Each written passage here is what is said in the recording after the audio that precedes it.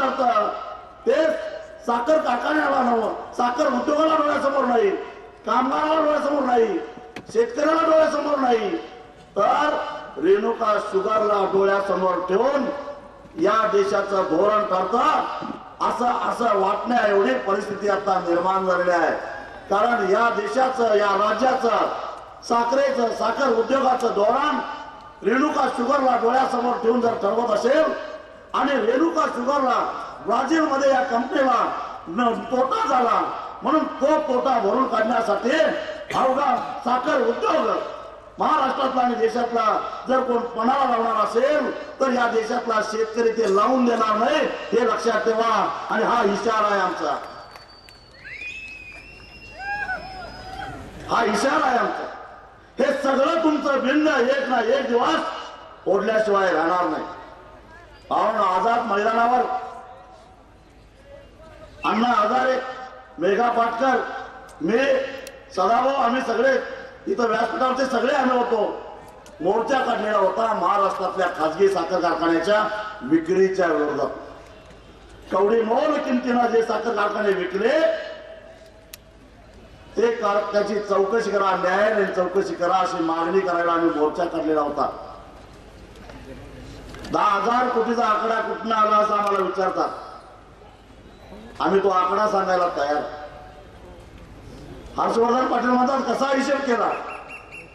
हर्षवर्धन पाटील फक्त गेल्या 10 वर्षामध्ये या राज्यामध्ये कर्ज फिटत नाही म्हणून कर्जबाजारी होऊन लिलावात निघालेल्या वेगवेगळ्या संस्था, सहकारी संस्था आहेत, त्या संस्थांची यादी गोळा करा. तुम्ही राज्याचे सहकार मंत्री आहात.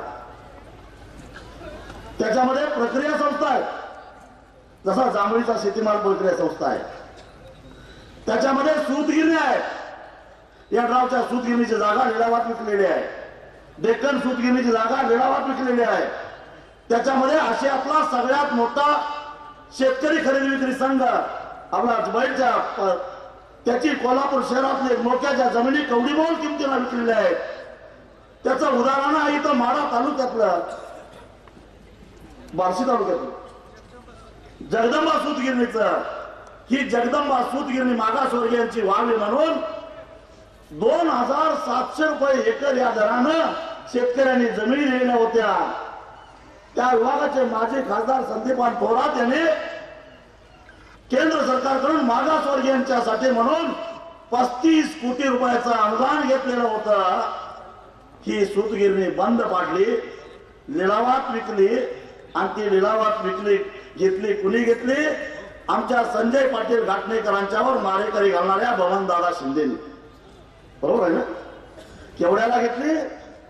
3 कोटीला.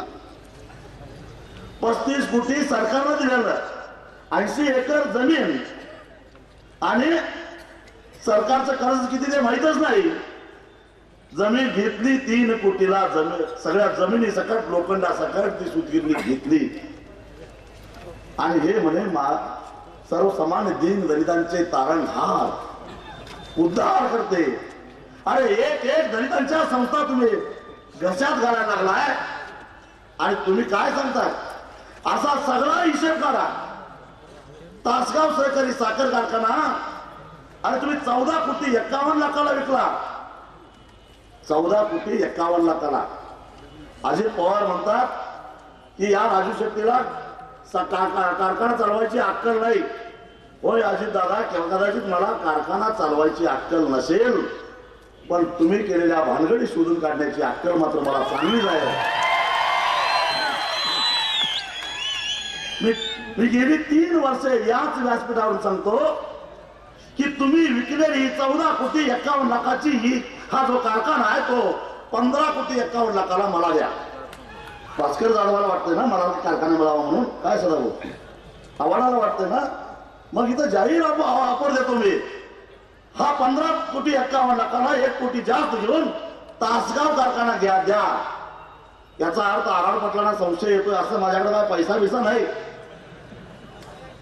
आर पाटील गेल्या अनेक वर्षापासून तुम्ही राज्याचे गृहमंत्री आहेत. एकदा कसावाच्या कृपेला तुम्हाला घरात बसायला लागलं होतं. हा काळ सोडला तर दीर्घ काळ तुम्ही गृहमंत्री आहे. तुमच्या हातात पोलीस खातं आहे आणि मी मोटरसायकलीवरनं आलिशान गाडीत कसा आलो आणि माझी संपत्ती कशी वाढली याची जी तुमच्या मनात उत्सुकता आहे तशीच या सगळ्या लोकांच्या मनात उत्सुकता आहे. तुमचं पोलीस, तुमचं CID सगळं खातं माझं लावा, सगळं माझं हुडकून काढा आणि एक मोठा गौरवस्फोट या महाराष्ट्रातल्या जनतेसमोर करा. राजू शेट्टीची संपत्ती किती आहे ते आणि कशाला ग्रहकातच तुझ्याकडे आहे. आज मीच मागणी करतो, कळून दे एकदा लोकांना माझी संपत्ती तरी किती आहे. कारण अलीकडच्या काळामध्ये माझी संपत्ती शाहू महाराजांच्या पेक्षाही जास्त आहे का असा मला संशय यायला लागलेला आहे. अरे 7 बारा तरी आणून द्या मला, माझं कुठं कुठं जमिनी बघतो जरा. आणि म्हणून हा तासगावचा 14 कोटी 51 लाखाला कारखाना 15 कोटी 51 लाखाला घ्यायला तयार आहे. पण ते काय माझ्या मालकीचं करणार नाही.